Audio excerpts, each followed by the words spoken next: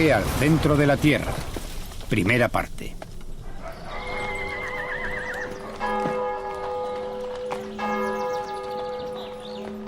Amiens, una pequeña ciudad cercana a París, Francia, fue el hogar de uno de los escritores más imaginativos de todos los tiempos.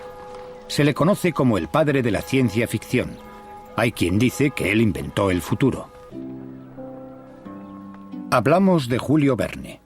Hace 150 años escribió historias de fantasía y aventuras, muchas de las cuales son ahora realidad científica. Sus héroes volaron hasta la Luna 100 años antes del primer viaje real y dieron la vuelta al mundo en unos días, en una época en que se tardaba meses en hacerlo.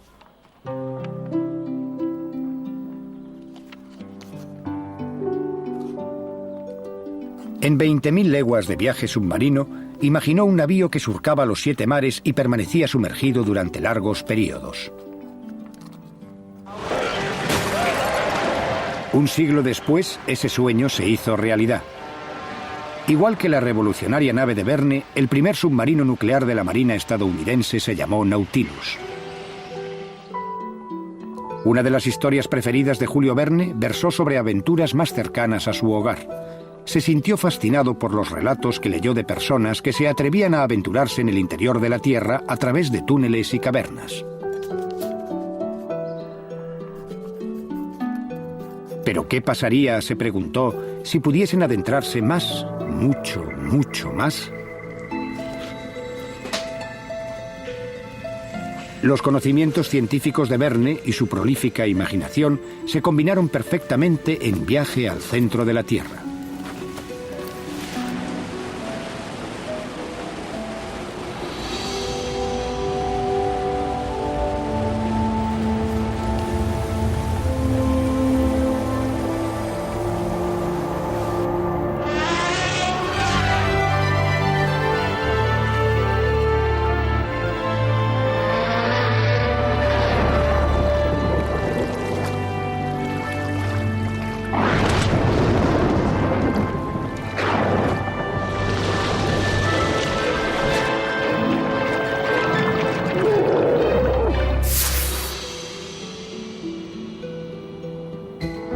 En la época en que Verne escribió esta obra, poco se sabía sobre el interior de nuestro planeta. La ciencia geológica estaba en pañales. Pero el siglo XIX fue una época de grandes descubrimientos. Los geólogos empezaban a descubrir que había capas de roca que se habían depositado y erosionado durante millones de años. Los buscadores de fósiles empezaban a reunir huesos de animales extinguidos, y las teorías más novedosas sobre la evolución de la vida en la Tierra suscitaban vivas polémicas. Aún nos queda mucho que aprender, pero las técnicas con que ahora cuentan los científicos eran pura ciencia ficción en el siglo XIX.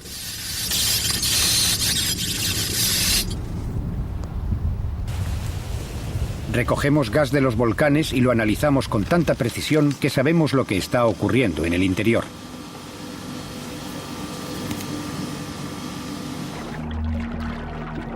Llegamos a lugares recónditos de la Tierra para descubrir cómo se formó y cómo continúa cambiando. Y aprendemos más sobre el centro de la Tierra recreándolo en el laboratorio. Sin embargo, aún no hemos averiguado cómo viajar hasta allí. El centro de la Tierra es una enorme bola de hierro llamada núcleo interno. Un núcleo externo de hierro fundido gira alrededor de él.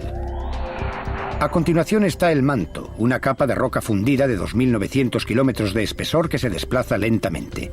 La superficie es la corteza, la capa de rocas frías sobre la que vivimos.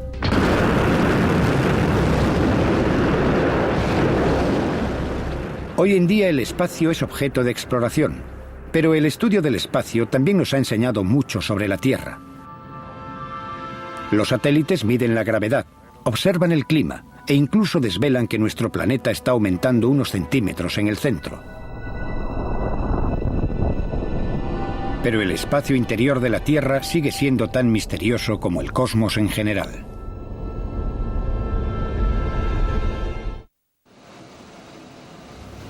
Bernie Good es petrólogo. Investiga los minerales del interior de la Tierra e intenta reproducirlos en su laboratorio.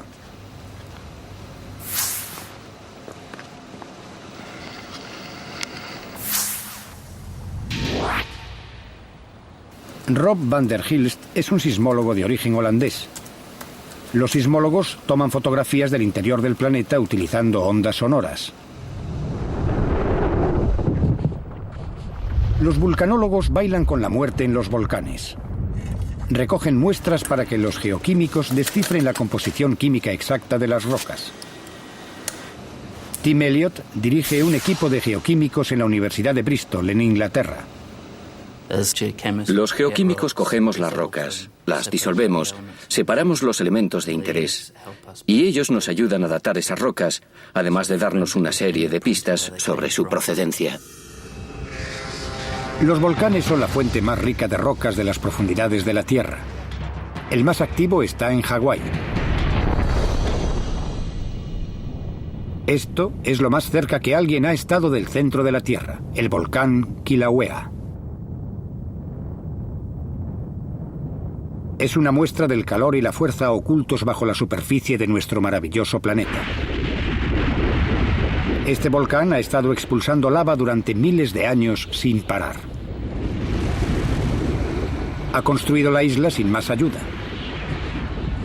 La roca fundida, llamada magma, asciende desde cerca del núcleo de la Tierra y se abre paso a través de la corteza. La erupción, conocida como pluma, permite que el interior de la Tierra alivie sus gases. Es como una válvula de seguridad. Las erupciones de Hawái están principalmente causadas por una pluma caliente que se eleva desde el interior y se produce porque el material del fondo del manto recibe calor del núcleo, que puede estar 2000 grados centígrados más caliente. Al calentar la pluma, se vuelve menos densa y se eleva a través del manto. Es un proceso parecido al funcionamiento de las lámparas de cera. Una lámpara de este tipo nos muestra lo que está ocurriendo en el manto de la Tierra, la capa que está entre el núcleo y la corteza. La roca, calentada por el núcleo, asciende, mientras que el material más frío se hunde en la superficie. Es este interminable proceso, denominado convección, el que empuja al magma hacia la superficie, donde erupciona en forma de lava.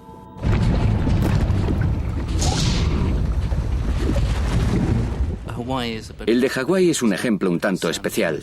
Es el volcán más activo que existe. Entra en erupción con frecuencia y su lava es excepcionalmente fluida. Así que la corriente de lava tiende a desplazarse muy rápido y suele pertenecer principalmente al tipo denominado pahoehoe, con una textura atractiva, suave y cordada como la que vemos. La lava puede resultar hermosa, puede construir islas paradisíacas, pero también puede destruir. Aunque rara vez se desvía, cuando lo hace arrasa todo lo que se encuentra en su camino.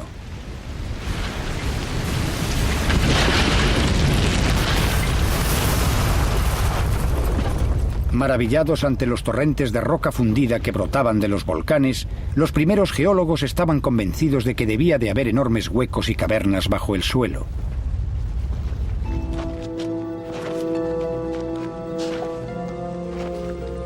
Por eso, Julio Verne hizo que sus exploradores siguiesen cuevas y túneles para ir al centro de la Tierra.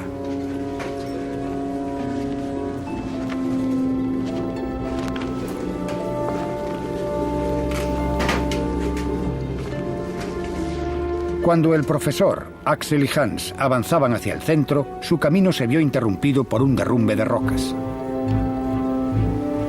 No había otra ruta, y decidieron abrirse paso dinamitando las rocas.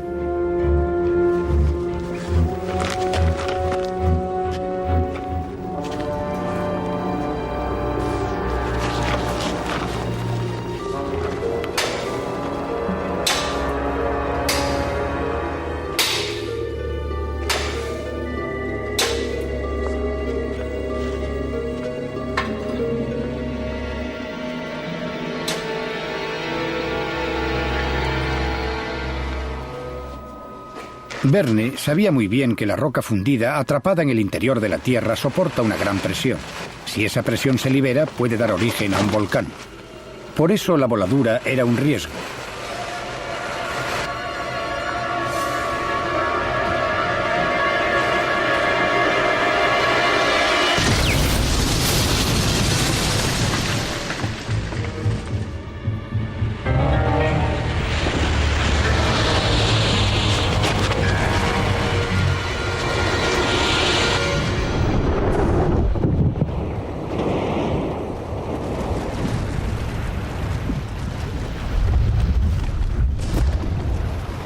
Predecir con exactitud las erupciones es el objetivo de todo vulcanólogo.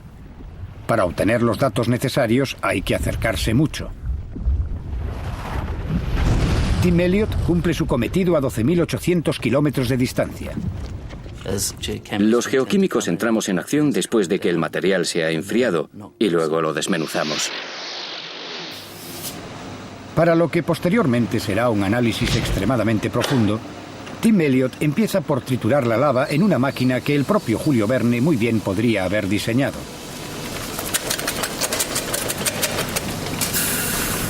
Lo primero es separar la lava en fragmentos.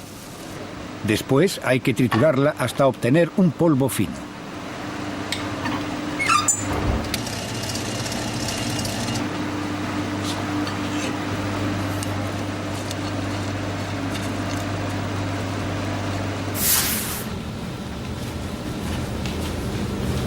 Este polvo luego se disuelve con cuidado en ácido fluorhídrico.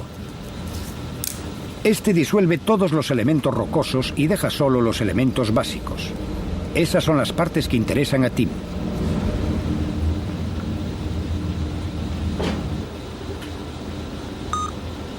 La muestra de lava se calienta y el ácido se evapora a lo largo de la noche. Cuando tenemos un aislado puro del elemento, lo llevamos al espectrómetro de masa para analizar su proporción de isótopos. Sea cual sea su procedencia, varias muestras distintas de un elemento químico serán idénticas químicamente. Pero ahora sabemos que pueden diferir físicamente. El núcleo de sus átomos difiere en peso. El espectrómetro de masa puede diferenciar esos isótopos de aspecto similar. Así Tim puede saber de qué parte de la Tierra procede una muestra. El calcio y el titanio de esta muestra dicen que vino de un lugar muy profundo. Eso, en cierto modo, nos indica que estas muestras proceden de la zona del manto cercana al núcleo. Pero para calcular la profundidad de la que proceden las muestras, hasta cierto punto, odio admitirlo, dependemos de los sismólogos.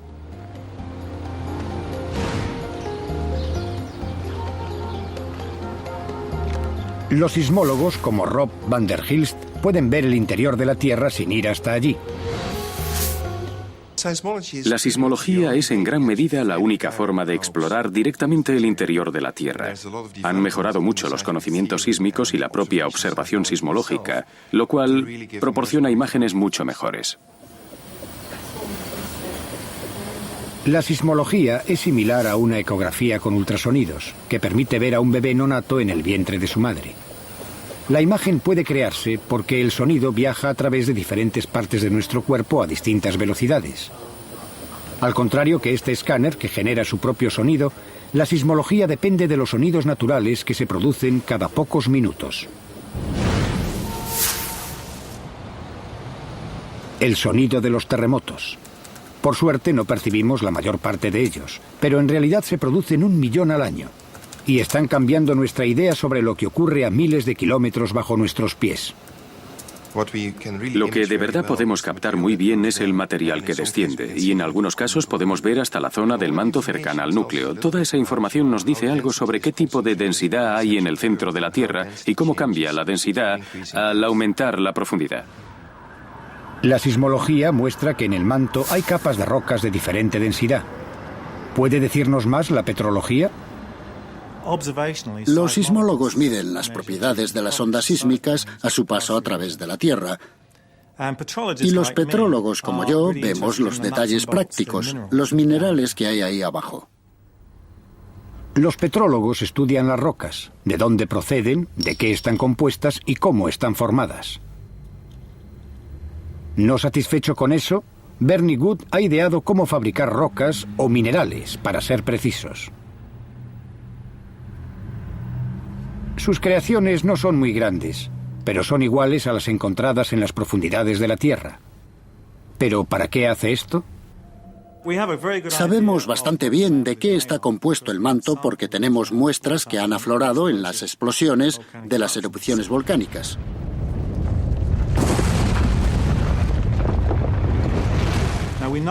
Ahora sabemos de dónde proceden, sabemos a qué profundidad estaban porque los minerales contienen elementos como calcio y aluminio.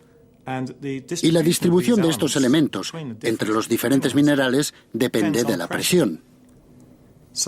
Así que simulando la presión, si tomamos una muestra como esta y la sometemos a alta presión, y observando cómo cambia la composición de los minerales al ir variando la presión, podemos rastrear y averiguar de qué profundidad procedía la muestra estudiada. El yunque en el que Bernie forja sus minerales sintéticos está hecho de carburo de tungsteno, un material tan duro que se utiliza para hacer barrenas.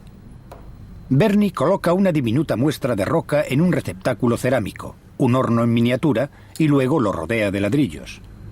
Los ladrillos están diseñados especialmente para concentrar la fuerza que Bernie les aplicará. De esta forma pretende imitar la enorme presión que hay dentro de la Tierra. Durante un periodo de unas 4 o 5 horas, elevamos una fuerza de unas 500 toneladas. Y luego aplicamos la corriente al horno que está rodeado por los ladrillos para elevar la temperatura hasta unos 1700 grados centígrados. El petrólogo aguarda el resultado con tanta inquietud como un cocinero un nuevo plato. Si el calor y la presión son correctos, los elementos se fundirán y formarán una copia exacta del mineral que está estudiando. Esto le dice de dónde proviene. En este caso de 700 kilómetros de profundidad, donde la presión es 250.000 veces mayor que en la superficie. El calor y la presión destrozarían nuestro vehículo mucho antes de que alcanzase el centro de la Tierra. Recorridos tan solo 32 kilómetros de los 6.400 de su viaje, se derretiría.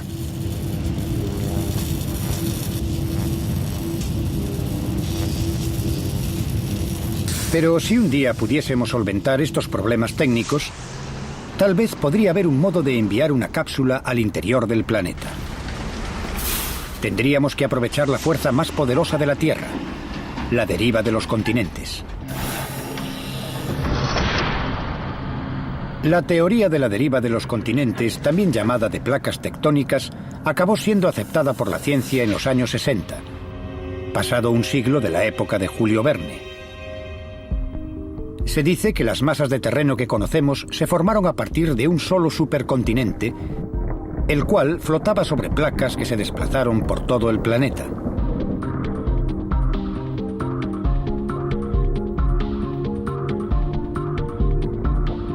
Pero las placas no se han detenido. Dentro de otros 20 millones de años, nuestro mundo tendrá un aspecto muy diferente. Y mientras continúan desplazándose, ocasionan catástrofes.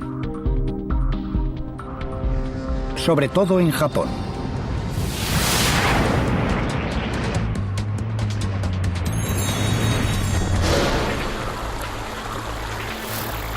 Parece tranquilo. Pero bajo la superficie, la historia es diferente. La placa del Pacífico y Asia colisionan de frente.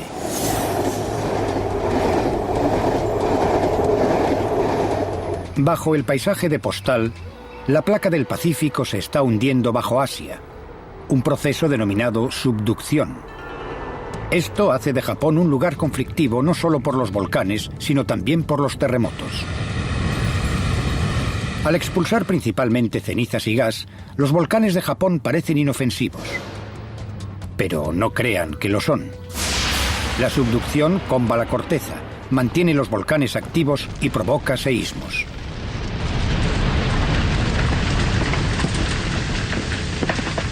Se teme que destruya las islas que una vez crearon. Tetsuro Urabe es profesor de la Universidad de Tokio.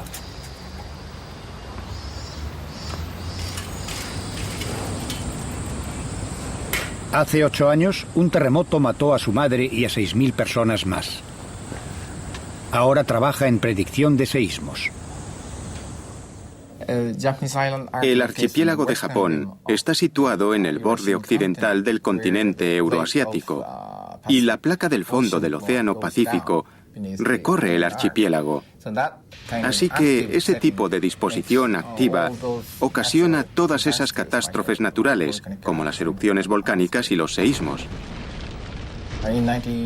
En 1995 se produjo el terremoto de Kobe, en el que murieron unas 6.000 personas. Pero no se predijo.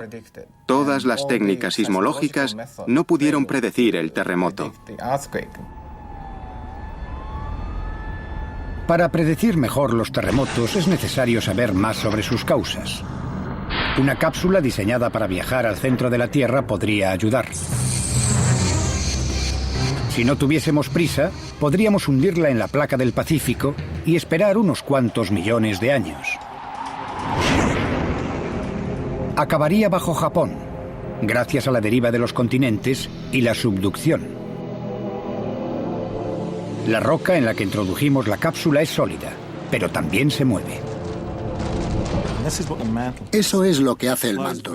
Se desplaza muy lentamente, más o menos 1 centímetro al año. Pero como el cristal, si se golpea con un martillo, se rompe. Y eso es lo que ocasiona los terremotos.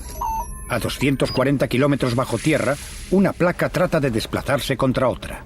Se origina una increíble presión hasta que un bloque se rompe y se desliza.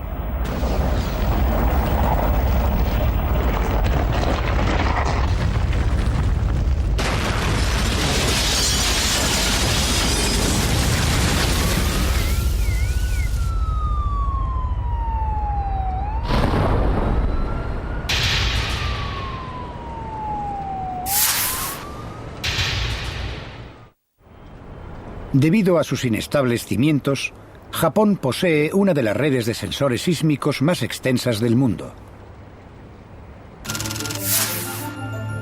1.700 dispositivos enterrados captan todo movimiento en la corteza y el manto. Los datos se transmiten a un centro nacional de control que recoge hasta el más mínimo quejido de la Tierra.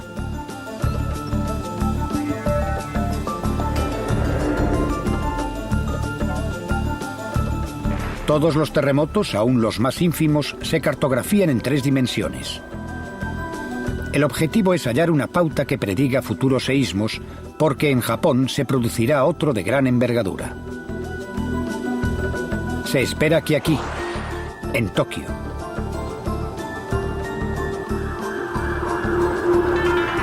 Tokio cuenta con unos 12 millones de habitantes. Cada 200 años, esta zona se ve sacudida por un gran terremoto.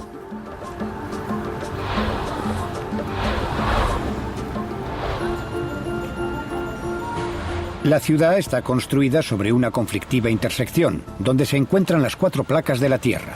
Las colisiones subterráneas nunca cesan. Por eso Japón es tan proclive a los seísmos y por eso es difícil predecir cuándo ocurrirán. Es un juego de alto riesgo. Podría haber millones de heridos y muertos. Por eso los científicos han elaborado un atrevido plan: practicar un agujero a través de las placas en contacto. Se trata del proyecto JADGE. JADGE corresponde a las siglas en japonés de Experimento Geocientífico de Perforado Profundo. Se va a hacer un agujero de unos 10 kilómetros hasta la zona de subducción.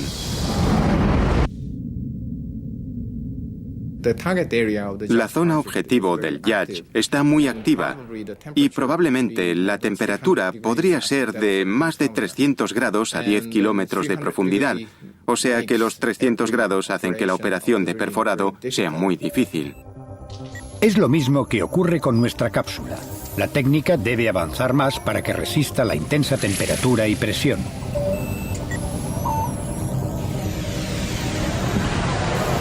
A 2.880 kilómetros de profundidad, la cápsula se acerca a la frontera entre el núcleo y el manto. La alta temperatura de la zona funde las placas que rodean la cápsula. Ahora, el vehículo debe liberarse de su protección e impulsarse. Delante está el enorme núcleo de metal. Pero, ¿por qué hay tanto metal ahí?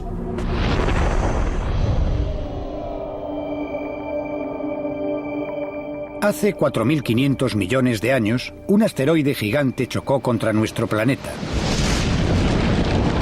El núcleo de hierro del asteroide se fundió y formó un océano de metal en el centro de la Tierra. El núcleo externo es como un océano subterráneo. El hierro fundido es tan líquido como el agua y fluye alrededor del núcleo interior en grandes tormentas. Eso es lo que produce el magnetismo de la Tierra. Solo escapa un 1% de él, suficiente para formar un escudo de 60.000 kilómetros de extensión que nos protege de los peligrosos vientos solares y los rayos cósmicos. A veces podemos verlo. Las auroras boreales crean un espectáculo cuando partículas del Sol con carga eléctrica colisionan contra el campo magnético. ¿Pero cómo logra el núcleo producir tanta energía magnética? Einstein dijo que era uno de los más importantes enigmas no resueltos de la física. Tratando de resolverlo en Harvard está Jeremy Bloxham. Pese al hecho de que la humanidad ha conocido la existencia del campo magnético de la Tierra durante más o menos un milenio, seguimos sin comprender bien por qué el planeta tiene un campo magnético y por qué ese campo magnético cambia con el tiempo.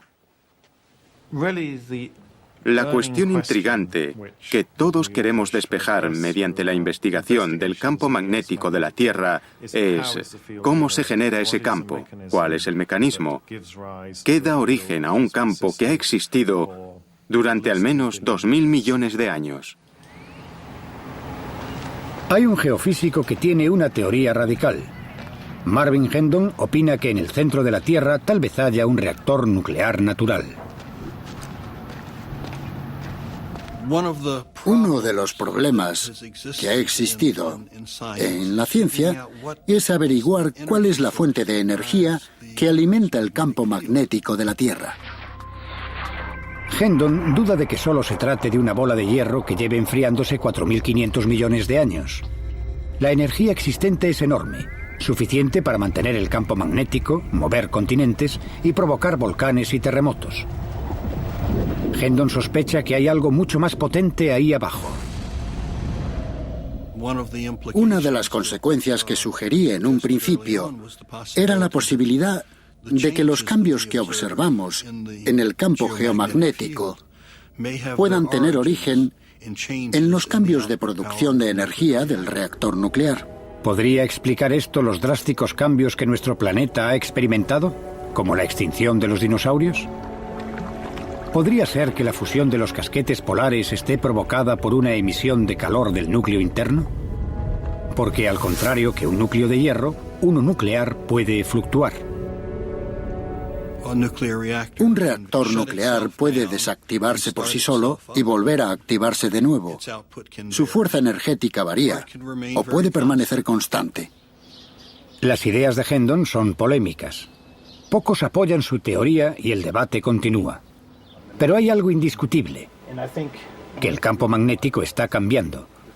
Y las mediciones demuestran que lleva haciéndolo algún tiempo. Hay varias técnicas que podemos usar para ver cómo está cambiando el campo. Contamos con mediciones modernas hechas desde naves espaciales que están en órbita específicamente para medir el campo magnético. Contamos con observatorios magnéticos permanentes instalados en varios lugares del mundo que hacen constantes mediciones del campo magnético. Pero ese tipo de mediciones solo nos dice qué está ocurriendo en una escala temporal que abarca décadas o acaso un siglo en los observatorios más antiguos. Sin embargo, el campo magnético ha estado cambiando a lo largo de un periodo de tiempo mucho mayor. Así que lo que necesitamos es averiguar cómo ha cambiado este campo a lo largo de los siglos. Por suerte, los navegantes dependieron bastante tiempo del campo magnético y hemos aprendido mucho sobre sus variaciones gracias a sus mapas. Y los cambios continúan. Hoy día, el norte magnético se aleja de Canadá y avanza a través del océano Ártico a un ritmo constante de 16 kilómetros al año.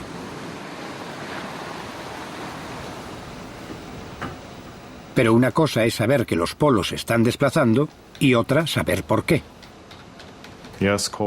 El núcleo de la Tierra es hierro líquido, o principalmente hierro líquido, y los movimientos de ese hierro conductor de la electricidad pueden crear lo que llamamos una dinamo. Pero los detalles de ese proceso, cómo funciona, todavía no se entienden muy bien. Para ampliar los conocimientos, un equipo de la Universidad de Maryland lucha por reproducir el núcleo de la Tierra en el laboratorio.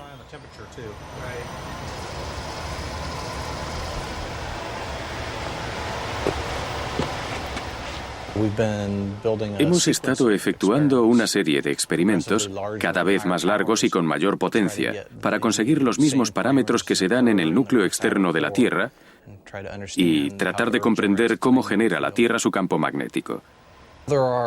Hay, desde luego, tres cuestiones que tratamos de dilucidar en los experimentos. Nos gustaría saber qué lo activa y qué potencia tiene el campo magnético de la Tierra.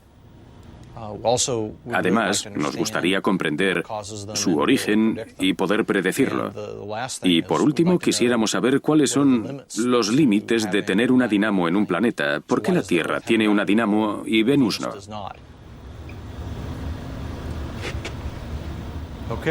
Vale, ¿listo para operar a 10 revoluciones? En el centro de la dinamo de Daniel Lathrop hay una esfera rellena de sodio caliente.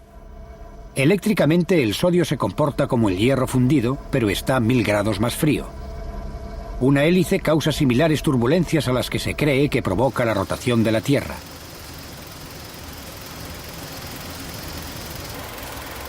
Hasta ahora no han podido generar una cantidad constante de magnetismo, pero han averiguado que los pequeños cambios en la velocidad y la temperatura afectan significativamente al campo magnético. ¿Hay alguna pérdida? Por ahora ninguna. Vale. Lo comprobaré. El siguiente paso es construir un aparato mayor. Después de todo, el verdadero núcleo de la Tierra mide unos 6.400 kilómetros de diámetro. Basados en los resultados con el dispositivo con que contamos ahora, que es más bien de pequeño tamaño, tenemos el plan de construir un modelo mucho mayor que tendría una esfera de 3 metros de diámetro rellena de sodio líquido, unas 15 toneladas de ese metal. Se haría de la misma forma que los experimentos existentes, pero con parámetros que se acercaran más a los que se cree que existen en el interior de la Tierra.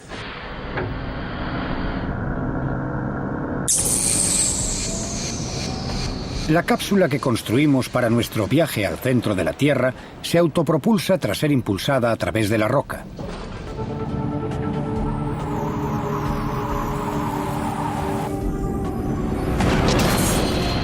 Ha estado viajando a través del núcleo externo líquido durante 2.400 kilómetros. Ahora los sensores muestran que el camino va a ser más difícil. La cápsula debe penetrar en el sólido núcleo interior. Está sólido debido a la enorme presión que hay allí, 4 millones de veces mayor que en la superficie. Y se produce una descarga de 1.000 millones de amperios entre los núcleos.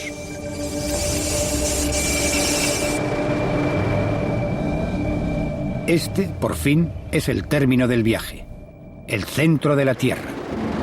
El único lugar del planeta sin gravedad.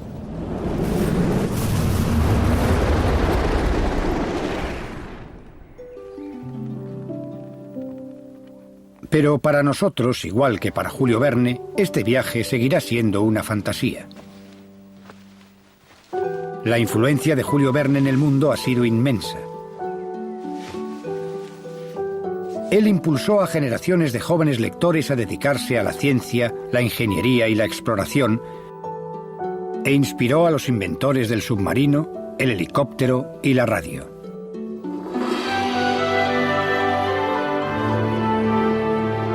La aventura de Verne llevó al profesor Lidenbrock, a Axel y a Hans a un increíble viaje. Fue pura fantasía, pero como todas las novelas de Verne, estaba basada en los más recientes conocimientos científicos.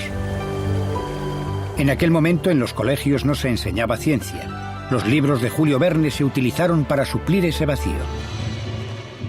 Al término de su viaje, Verne hizo que sus exploradores saliesen relativamente sin daño por un volcán en erupción situado en el Mediterráneo.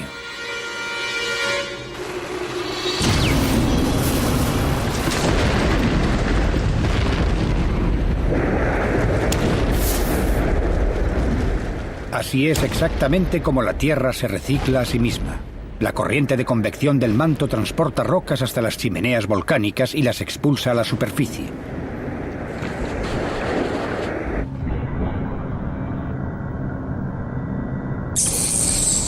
Si Julio Verne hubiese seguido escribiendo hoy, es probable que hubiese enviado a sus héroes al centro de la Tierra en algún tipo de vehículo, igual que hizo en muchas de sus historias.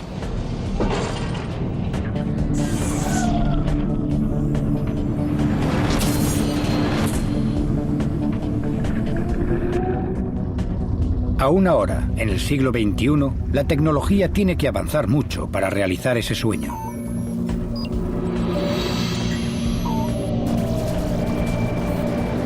Julio Verne una vez dijo que su mente estaba llena de ideas improbables, pero que todo lo que un hombre es capaz de imaginar, otros serán capaces de realizar. Si estaba en lo cierto, tal vez un día podamos realizar un viaje hasta el centro de la Tierra.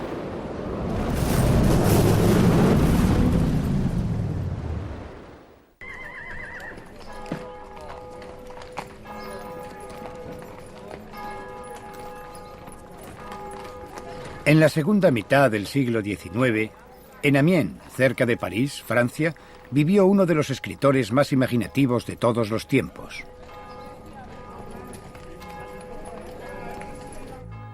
Hoy, Julio Verne está considerado en el mundo entero como el padre de la ciencia ficción, y algunos creen que no solo predijo el futuro, sino que lo inventó.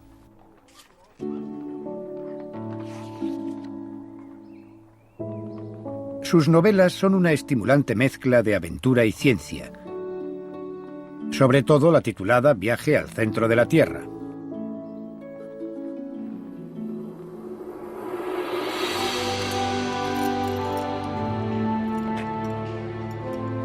Los héroes de Julio Verne, en busca de un mundo subterráneo, eran el profesor alemán Otto Lidenbrock, su sobrino Axel y su guía islandés Hans.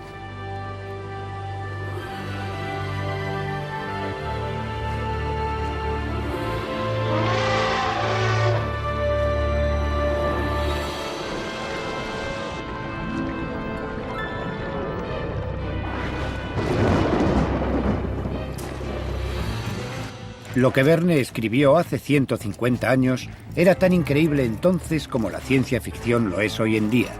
Sin embargo, gran parte de ello se hizo realidad. Se ha convertido en hechos científicos.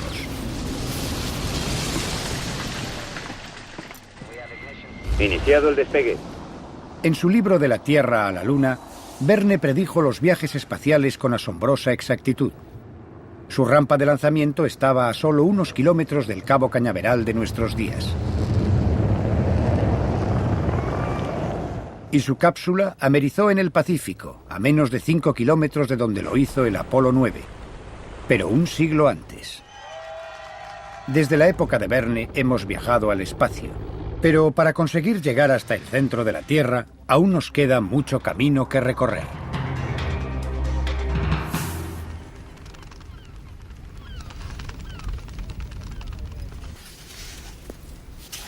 ¿Quién no ha soñado de niño con cavar un agujero en el suelo y salir por el otro extremo del mundo? Si pudiésemos hacerlo, ¿dónde acabaríamos? Penetrar por un agujero hecho en España nos llevaría hasta Nueva Zelanda. Argentina se comunicaría con China. Y desde Miami podríamos llegar a Perth, en Australia. Si estos túneles fantásticos fuesen reales, podríamos saltar dentro y dejar que la gravedad hiciese el resto. La gravedad haría que cayésemos rápido hacia el centro. Y luego disminuiría nuestra velocidad, permitiéndonos salir por el otro extremo tras recorrer 13.000 kilómetros. Si pudiésemos cavar un hoyo así, ¿qué encontraríamos? En el centro de la Tierra hay una enorme bola de hierro denominada núcleo. Un núcleo externo de hierro fundido lo rodea. A continuación está el manto, una fina capa de roca fundida de 2.900 kilómetros de espesor que se desplaza lentamente. En contraste, la corteza, la parte sobre la que vivimos, es delgada. De hecho, está quebrada en fragmentos denominados placas. Las placas de la corteza siempre están en movimiento, impulsadas por el inimaginable calor del núcleo terrestre.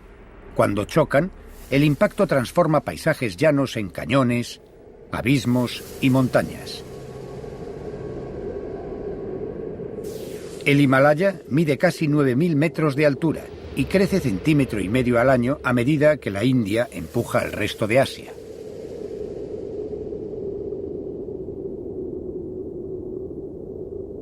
Recorrer un cañón erosionado es como viajar hacia atrás en el tiempo, porque muestra cómo ha cambiado la corteza de la Tierra y cómo continúa cambiando.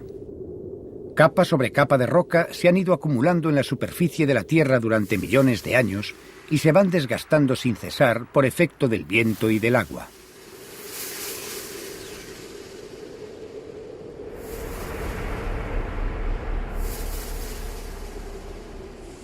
Sabemos que hay 6.400 kilómetros hasta el centro de la Tierra, pero ¿cuánto se tardaría en llegar?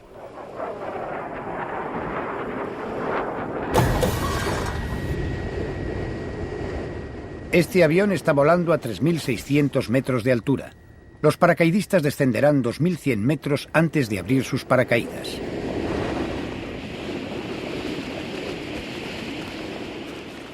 Descienden en caída libre a unos 160 kilómetros por hora.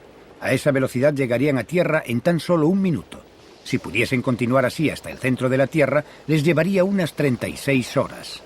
El mismo tiempo que tardarían en recorrer la distancia entre Chicago y Londres.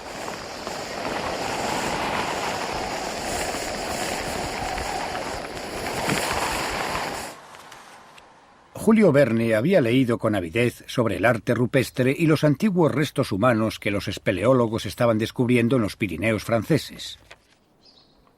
Aquello fue la inspiración para Viaje al centro de la Tierra. Pero como era un hombre de gran curiosidad, Verne se preguntó qué pasaría si sus exploradores se adentraran más en la Tierra.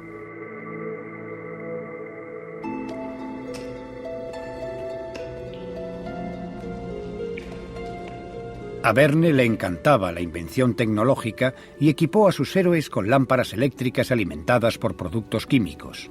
Sabía que las llamas eran un peligro bajo tierra e ideó esta ingeniosa solución en una época en que la iluminación de gas aún era un lujo y la electricidad solo era conocida para los científicos.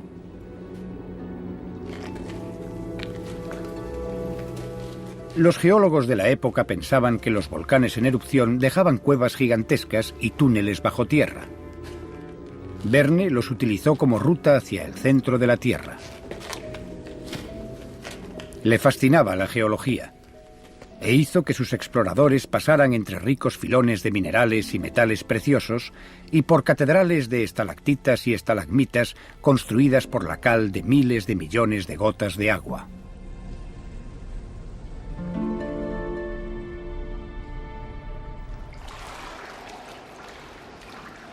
Hoy en día la espeleología sigue siendo popular. Se cree que 9 de cada 10 cuevas están aún por descubrir.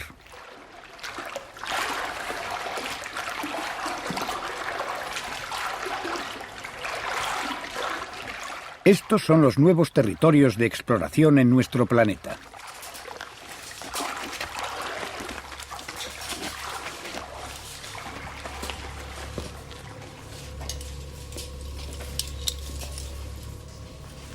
Con cuidado.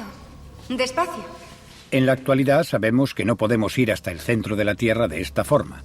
Las cuevas más hondas tienen solo unos 1500 metros de profundidad.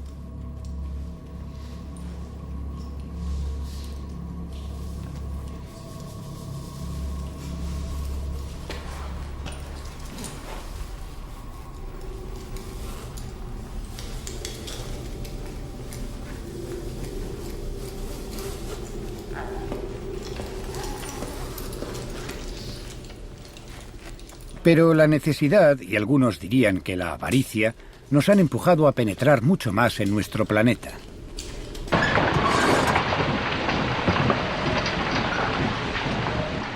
Durante siglos hemos explorado la corteza terrestre en busca de tesoros minerales. Las primeras prospecciones empezaron como simples agujeros en el suelo, pero a medida que los depósitos de la superficie se iban agotando, tuvimos que profundizar más, así que se excavaron pozos y túneles. Y si el premio resultaba lo suficientemente grande, compensaba haber descendido semejante trecho.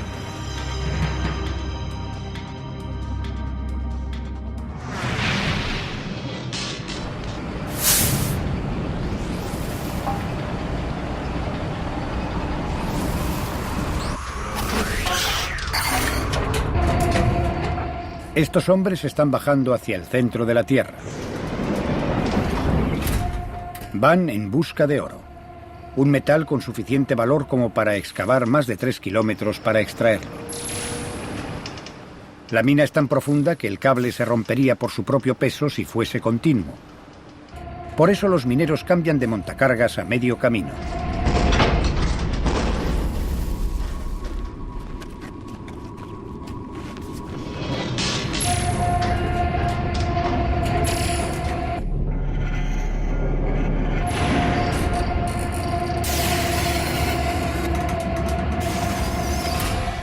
Esta es la mina más profunda de la Tierra. También es lo máximo que alguien se ha adentrado en la corteza terrestre, y estos mineros lo hacen a diario para ir a trabajar. Están a 3.600 metros bajo tierra.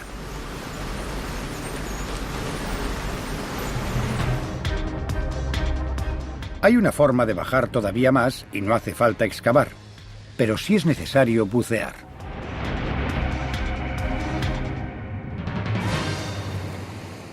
En 1960, dos hombres llevaron un sumergible llamado Trieste hasta el lugar más profundo de la Tierra, el Challenger Deep.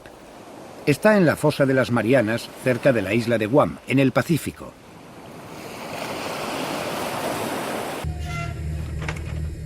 Jacques Piccard y Don Walsh son los únicos que han estado a esa profundidad. Hay más personas que han pisado la Luna. Desde el descenso de Piccard y Walsh, nadie ha vuelto a bajar a tal profundidad. Aquí el océano es más profundo que la montaña más elevada de la Tierra. El fondo marino está tan lejos de la superficie como la altura a la que viajan los aviones, 12 kilómetros. ¿Pero a qué distancia del centro de la Tierra están estos lugares? Los espeleólogos gatean y se abren paso a 1.500 metros bajo tierra. Todos los días los mineros viajan hasta la mina más profunda del mundo. Y en 1960 el Trieste descendió al lugar más profundo de la Tierra. Pero hay 6.300.000 metros hasta el centro de la Tierra. Apenas hemos arañado la superficie. De hecho, hay una forma de batir todos los récords sin tan siquiera excavar un agujero. Para los que no les importa hacer ejercicio, lo más cerca que podemos llegar hoy día al centro de la Tierra es el Polo Norte. Declaro que esto es el epicentro del Polo Norte. Ello es debido a que el mundo no es redondo, sino ligeramente elíptico. La fuerza centrífuga hizo que el planeta se abombara alrededor del ecuador mientras se enfriaba y se hacía sólido. Los satélites nos dicen que el abombamiento todavía continúa a medida que el nivel del mar se eleva.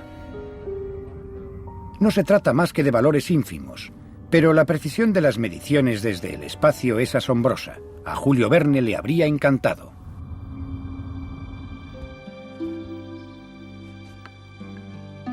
Al escritor le cautivaba la exploración, sobre todo de las regiones polares. Todavía estaban por explorar. Sin desanimarse, Verne escribió Las aventuras del capitán Hatteras. En ese libro, su héroe americano se convierte en el primero en llegar al Polo Norte. En 1909, unos años después de la muerte de Verne, un americano, el comandante Robert Peary, fue el primero que logró la misma hazaña en la realidad.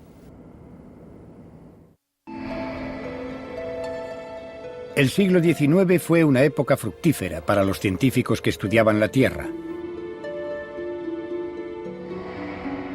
Charles Darwin estaba escribiendo El origen de las especies, en el que sostenía que habían hecho falta millones de años para crearse los paisajes, las plantas y los animales.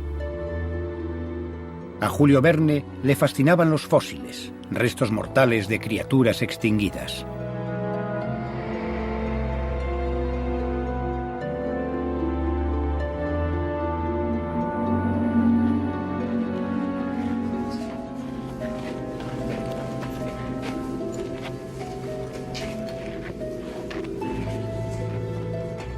En su novela, Verne creó una escena en la que el profesor Axel y Hans encontrarían algo más que huesos antiguos. ¿Y si encontraran a cientos de kilómetros bajo la superficie antiguas especies aún vivas?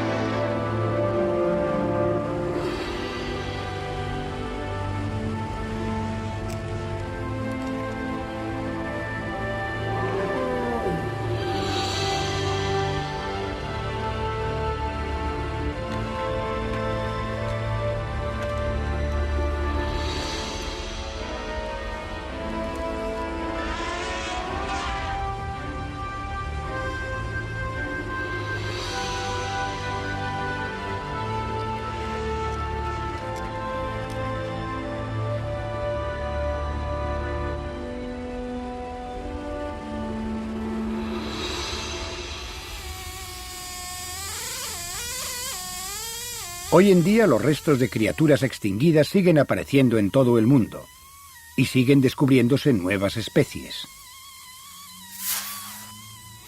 Un equipo de la Universidad de Bristol en Inglaterra, dirigido por Mike Benton, está reuniendo piezas fósiles del que puede ser el mayor dinosaurio herbívoro que se haya encontrado.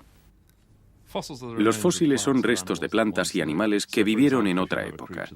Si tenemos una criatura marina, cuando muere, su esqueleto caerá al fondo.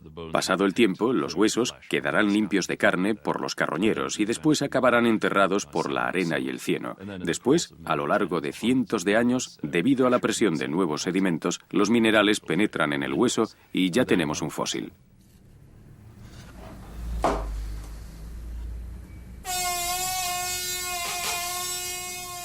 Liberar los huesos de la roca es una tarea laboriosa que requiere destreza y paciencia. La tecnología moderna no ofrece ningún tipo de atajo. Los fósiles pueden decirnos muchas cosas. Se pueden usar para que nos digan la antigüedad de las rocas, porque hay distintas criaturas que vivieron en diferentes épocas. También se pueden usar para reconstruir cómo era la vida entonces. Así que el paleontólogo es como un detective, que observa estos fragmentos de plantas y animales antiguos, los reúne mediante sus conocimientos de anatomía, comparándolos con formas modernas, y hace que el pasado cobre vida. En la época de Julio Verne, la gente comprendía una pequeña parte de la historia de la Tierra. Los geólogos llevaban estudiando la evolución de las rocas unos 30 años y se percataron de que a medida que retrocedes en el tiempo, te encuentras con rocas cada vez más antiguas y que al observar los fósiles aparecen criaturas más raras y más antiguas. En su obra, Verne fue capaz de hacer que el pasado cobrase vida y de adaptar especies actuales a la vida subterránea. Sabía que las plantas no podrían sobrevivir allí, ya que necesitan luz solar, pero supuso que los hongos sí podrían crecer.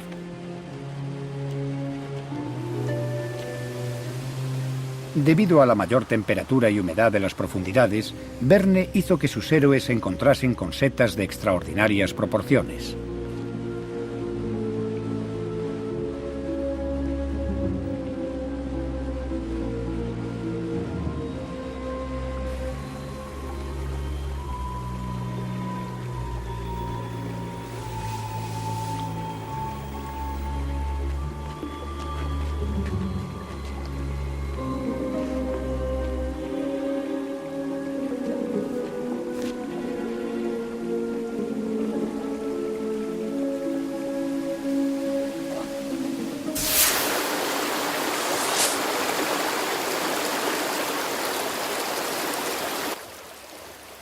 ¿Pero qué se puede encontrar realmente en un viaje al centro de la Tierra?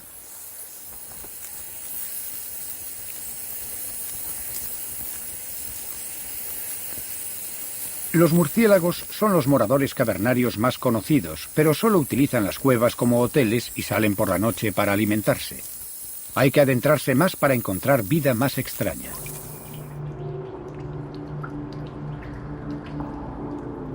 Estos son algunos de los últimos lugares inexplorados de la Tierra. En todas las cuevas hay vida animal, pero ¿ha evolucionado aquí aislada o procedía como los espeleólogos de la superficie? Estos animales no necesitan pigmentación para protegerse del sol y tampoco ojos para ver, ya que viven en total oscuridad, y encuentran su alimento por el tacto y el olfato. Los animales que moran en las cavernas, conocidos como trogloditas, son difíciles de estudiar. Viven en grietas tan diminutas que pueden pasar desapercibidas hasta para los exploradores más intrépidos.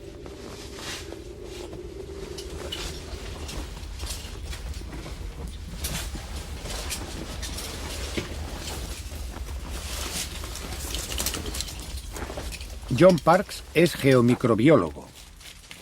Para trabajar con estas esquivas formas de vida, se enfrenta a un viaje que la mayoría de la gente procuraría evitar por todos los medios.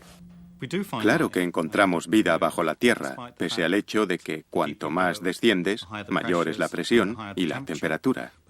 Pero se trata de criaturas muy pequeñas, organismos microscópicos, sobre todo bacterias. Y esos organismos pueden sobrevivir a esas condiciones. De hecho, algunos pueden vivir a temperaturas tan altas como 113 grados centígrados, una temperatura más alta que la del agua hirviendo. Lo asombroso de la vida en la subsuperficie es que el primer cálculo de la población total de estas bacterias indica que representan el 70% de todas las bacterias de la Tierra. Así que la mayoría de las bacterias vive en la subsuperficie, no están en la delgada placa próxima a los animales y plantas que no son familiares. ¿Pero de qué se alimentan estas bacterias? Los nuevos descubrimientos indican que tal vez de la misma tierra. En la época de Verne, la ciencia creía que todas las cuevas las creaba el agua, que iba desgastando la roca. ¿Pero es correcta esta creencia? Estas cavernas se formaron hace millones de años, antes de que se elevase el nivel del mar. Ahora solo son accesibles a intrépidos científicos buceadores como Sam Smith. Ella cree que no es el agua lo que desgasta la roca, sino las bacterias. Creo que sin las bacterias, las cuevas y calizas no existirían, porque las bacterias son precisas para crear ácido carbónico u otros ácidos en el terreno donde las cuevas pueden empezar a formarse, y estos ácidos son los que empiezan a excavar la cueva. No hay duda de que, con el tiempo, la erosión del agua también contribuye al proceso, pero las bacterias tienen que estar presentes.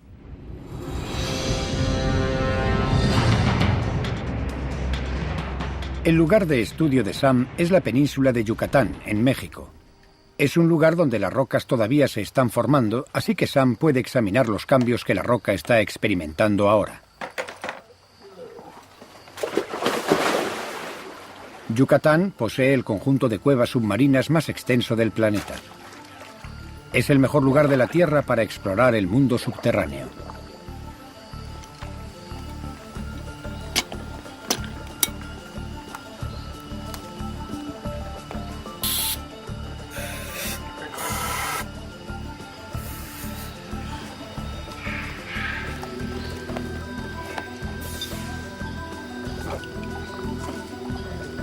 Bueno, a zambullirse.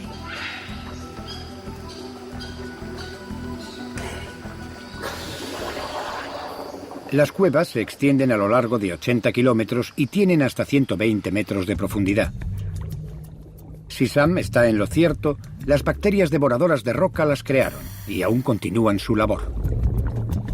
La búsqueda de las bacterias la hace adentrarse en el laberinto submarino.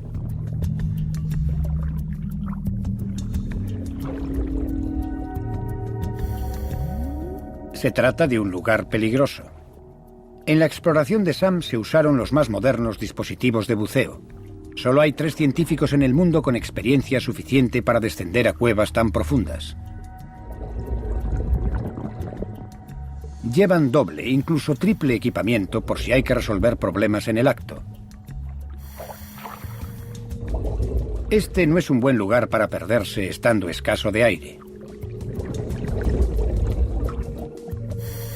Para encontrar el camino de vuelta a través del laberinto, los buceadores confían su vida a una telaraña de cables.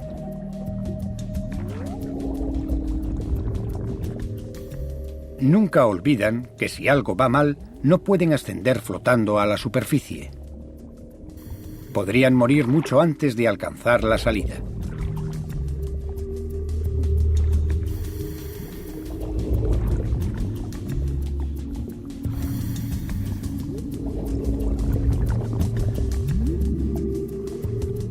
Cuando al fin Sam llega a un punto donde las bacterias devoradoras de roca podrían entrar en acción, se asegura de que las muestras que toma sean perfectas.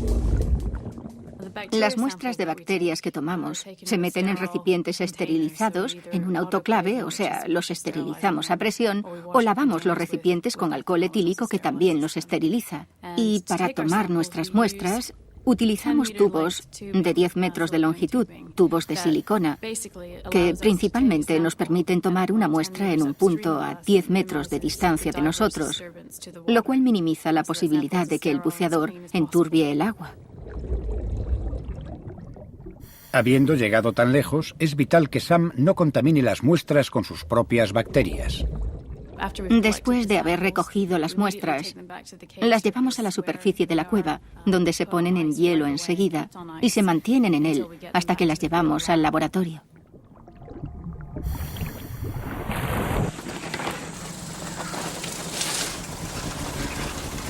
Los análisis preliminares pueden hacerse en el momento, pero para los más detallados, los supuestos organismos comedores de roca deben hacer un viaje hasta el laboratorio de Inglaterra.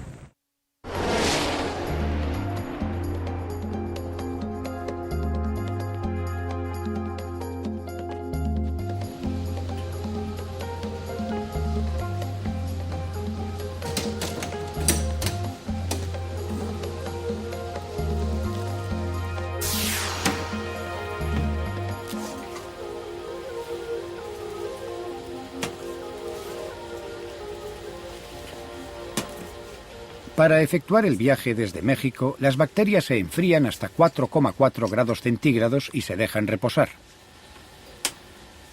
En el laboratorio se dividen y se calientan hasta los 24 grados centígrados, la temperatura del agua de las cuevas.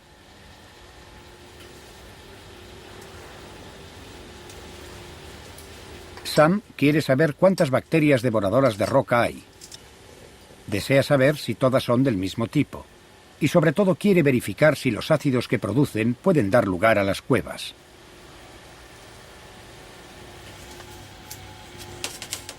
Si Sam tiene razón respecto a estos microscópicos mineros, será un gigantesco paso adelante para la geología. Resulta emocionante pensar que algo tan pequeño, que unas bacterias que tienen un tamaño de una micra, de una millonésima de metro, puedan modificar algo tan grande y causar un impacto de tal envergadura en el entorno en que están.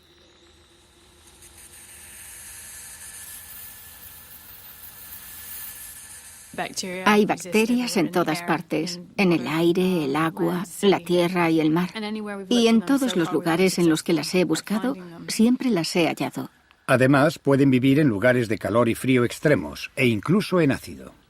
Si uno se pregunta hasta qué profundidad se puede ir y seguir encontrando bacterias, es probable que dependa de la temperatura. Pero no hemos alcanzado ese máximo, no hemos estado aún a una profundidad donde no las haya.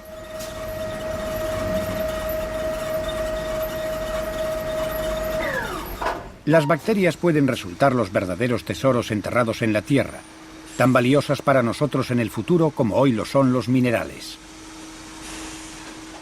Todos estamos acostumbrados a usar detergentes biológicos en los productos de limpieza.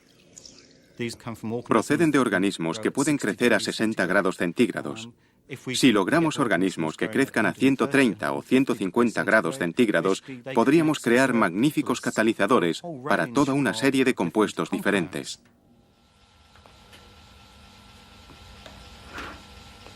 A diferencia de lo que ocurre con algunos minerales, no hay escasez de bacterias. Las encontramos en cualquier sitio que perforemos y a cualquier profundidad.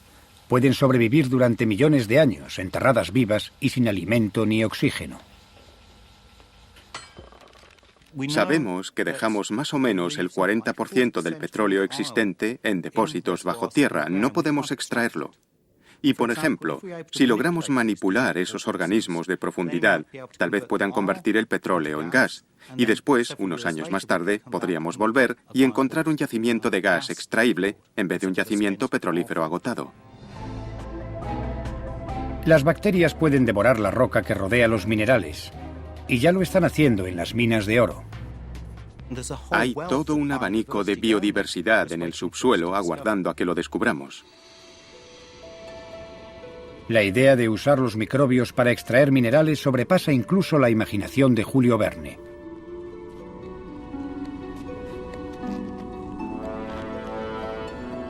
Sus aventureros encontraron cobre, manganeso, platino y oro.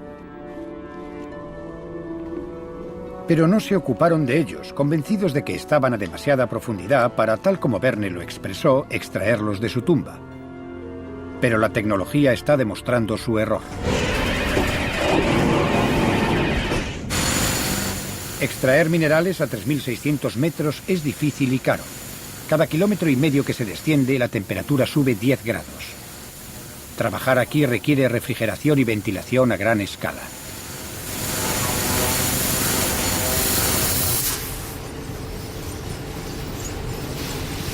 La mina consume más electricidad que una ciudad pequeña para producir 80.000 toneladas de hielo al día.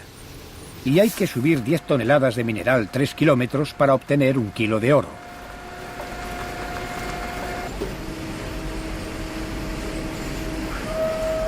La antigüedad de la roca es la que nos permite excavar aquí. A esta profundidad, en la mayoría de los lugares, haría demasiado calor. Pero en Sudáfrica, la corteza terrestre es más antigua que en la mayoría de los lugares. Así que ha tenido más tiempo para enfriarse. Hace 2.500 millones de años, el oro se acumuló en la superficie, en un lago. Pasado el tiempo, la tierra y el oro se hundieron y quedaron enterrados en el suelo. Es el yacimiento más rico que se ha descubierto.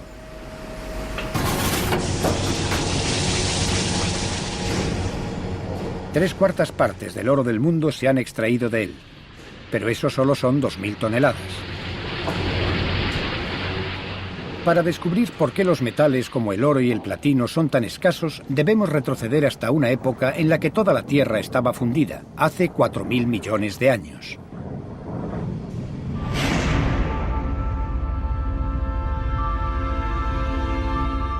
Un asteroide gigante chocó contra nuestro planeta en formación.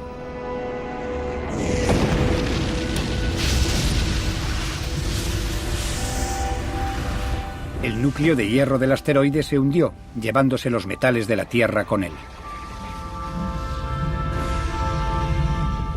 Los materiales rocosos más ligeros quedaron girando en torno a la Tierra y posteriormente se convirtieron en nuestra Luna. Por eso la Luna no posee metal en el núcleo. Y por eso el metal es escaso en la corteza terrestre.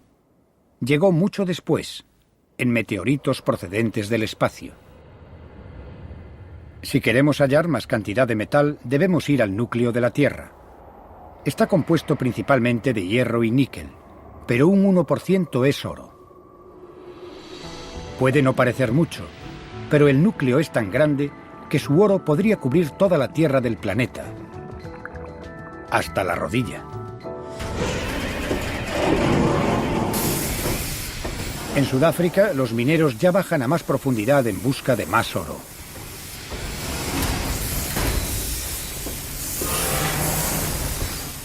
Su plan es adentrarse 5 kilómetros en el filón, donde mantener refrigerada la mina podría representar el 20% de su gasto presupuestario. Tal vez necesiten trajes que los aíslen del calor, o robots para extraer el preciado metal.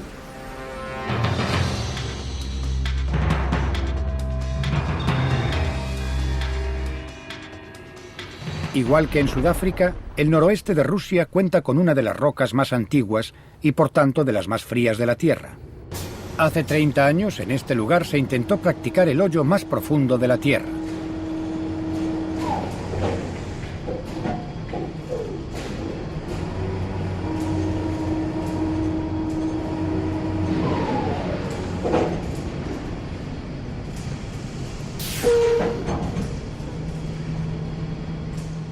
Unos años antes los alemanes lo habían intentado y fracasaron. A 9.000 metros, el hoyo se cerró cuando se extrajo la barrena. La roca era demasiado joven y caliente, aún blanda y sin consistencia.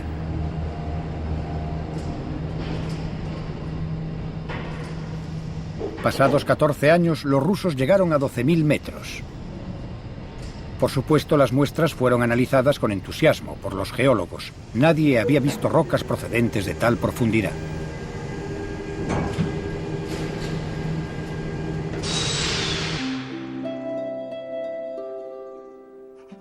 En 1860 nadie sabía exactamente qué pasaba a 6.400 kilómetros bajo sus pies, pero Julio Verne había estudiado lo suficiente para saber que viajar al interior de la Tierra sería como retroceder en el tiempo.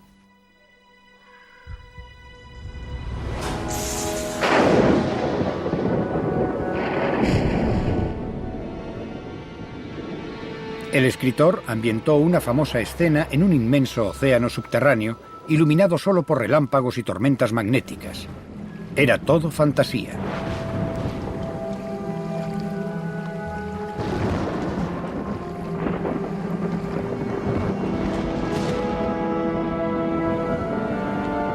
Pero los exploradores de Verne eran además viajeros del tiempo. A medida que descendían hacia el centro, también retrocedían en el tiempo.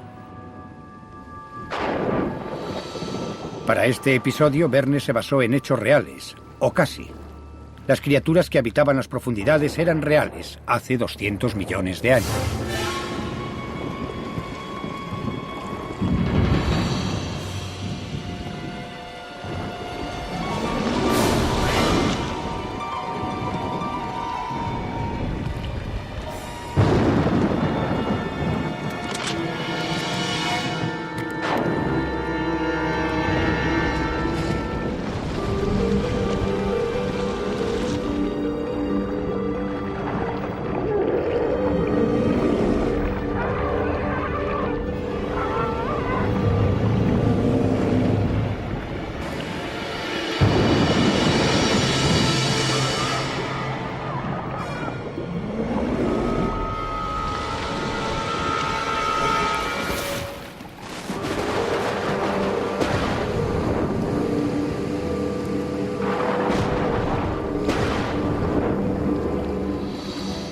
Verne estaba en lo cierto. Hay un inmenso mar en el centro de la Tierra, un mar de hierro fundido. Al desplazarse alrededor del núcleo interno sólido, genera magnetismo, un colosal campo magnético. Se proyecta a 59.000 kilómetros en el espacio exterior y nos protege de la radiación solar. Pero hay pruebas de que su potencia está disminuyendo, y eso podría significar que estaremos expuestos a una dosis mortal de rayos cósmicos. En Harvard, Jeremy Ploxham está intentando averiguar a qué se debe esto. Uno de los objetivos de nuestra investigación en este momento es tratar de hallar un modo de predecir qué va a pasar con el campo magnético en el futuro. Se trata de algo que nos interesa mucho ahora mismo, porque en los pasados 150 años hemos visto que la potencia del campo ha disminuido casi el 10%. Es un ritmo de merma que es característico de un campo que va a sufrir una inversión magnética.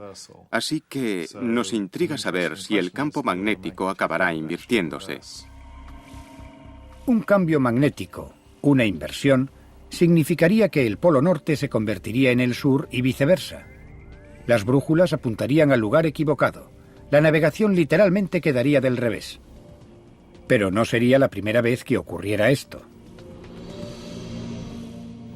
Ha habido, tal vez, unas 60 inversiones en los pasados 30 o 40 millones de años.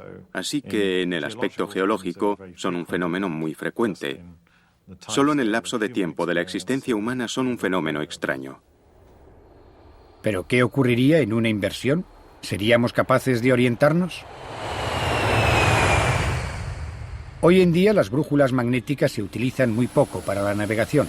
En su lugar utilizamos satélites GPS que no se verían afectados. Pero antes de la inversión, el escudo magnético de la Tierra se desvanecería, y sin él, los satélites bombardeados por la radiación se incendiarían en el espacio. No solo la navegación humana se iría al traste. Muchos animales se guían por brújulas magnéticas internas para la migración. Nadie sabe cómo se las arreglarían. Pero las inversiones no ocurren de la noche a la mañana. El campo magnético se desvanece lentamente y Jeremy Bloxham lo observa con atención. Hay una serie de técnicas que podemos usar para ver cómo está cambiando el campo. Contamos con mediciones modernas tomadas por naves espaciales que están en órbita específicamente para medir el campo magnético. Tenemos observatorios permanentes situados en varios lugares del mundo que hacen mediciones constantes del campo magnético. Pero los detalles de ese proceso, cómo se desarrolla, todavía no se comprenden muy bien. Por eso, Daniel Lathrop, de la Universidad de Maryland, ha construido una maqueta a escala del núcleo de la Tierra.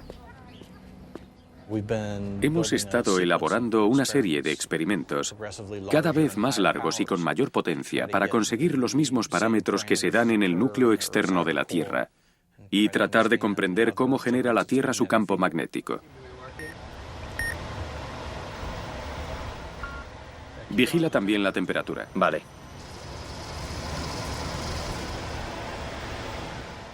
Queremos saber qué lo activa, la potencia que tiene el campo magnético de la Tierra. También nos gustaría entender qué ocasiona los cambios que hemos visto, las anomalías del campo, las inversiones, y ser capaces de comprender qué los motiva y poder predecirlos.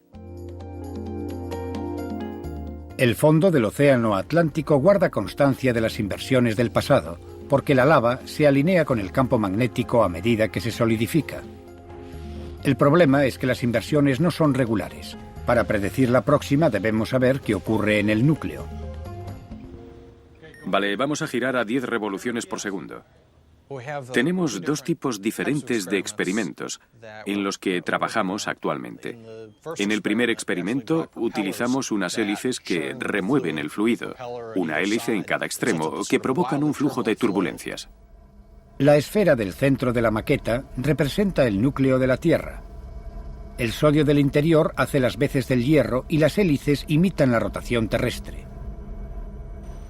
Asegúrate de El ajuste de la velocidad afecta al magnetismo generado. que no haya ninguna fuga. Sí, por ahora no he visto ninguna. Vale. Hasta ahora el equipo no ha podido generar una cantidad constante de magnetismo. Para imitar con más similitud a la Tierra, la esfera tendrá que ser mucho mayor. En el otro experimento, tenemos unas dimensiones más similares a las del núcleo externo de la Tierra. Hacemos rotar rápidamente una esfera que posee una capa de metal líquido. Después, calentamos la parte externa y enfriamos el interior de la esfera y activamos la convección. Es como si tuviésemos hirviendo una cacerola cocinando pasta. En este caso, el movimiento del metal líquido origina las turbulencias que afectan al campo magnético. Einstein insistió en que la incógnita de cómo la Tierra genera tanto magnetismo era el misterio más importante que la física debía resolver. Nadie sabe cuándo ocurrirá la próxima inversión, pero una cosa sí es segura: los polos magnéticos se invertirán.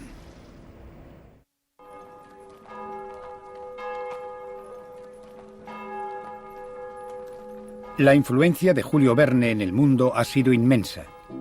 Él impulsó a generaciones de jóvenes lectores a dedicarse a la ciencia, la ingeniería y la exploración. Inspiró a los inventores del helicóptero, el submarino y la radio.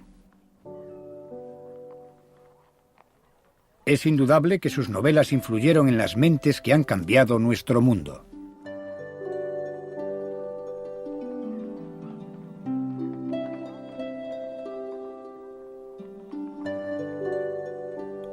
Poco sabía la humanidad cuando Verne murió a comienzos del siglo XX que él tendría tal influencia en el futuro. Su vida está resumida en el epitafio de su tumba. De aquí a la inmortalidad y la juventud eterna.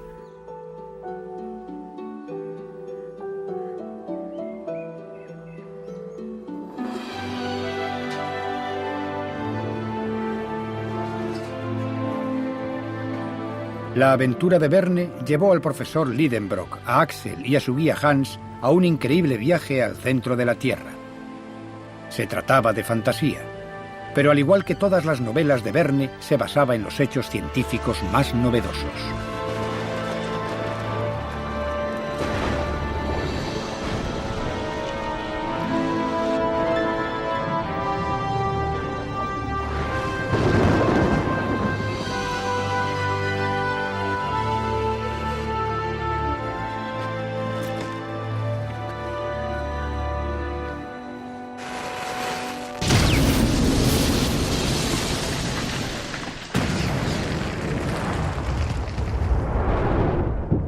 Los avances científicos desde la época de Verne han sido asombrosos. Recogemos lava fundida, la trituramos y pulverizamos y la observamos en una máquina tan sensible que puede identificar iones por separado. Recogemos gas de chimeneas volcánicas y lo analizamos con precisión para saber qué ocurre a miles de metros dentro del volcán.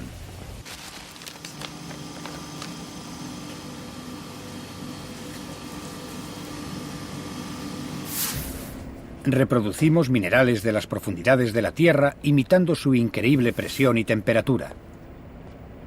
Y aún seguimos descubriendo las formas en que se creó nuestro planeta y continúa cambiando.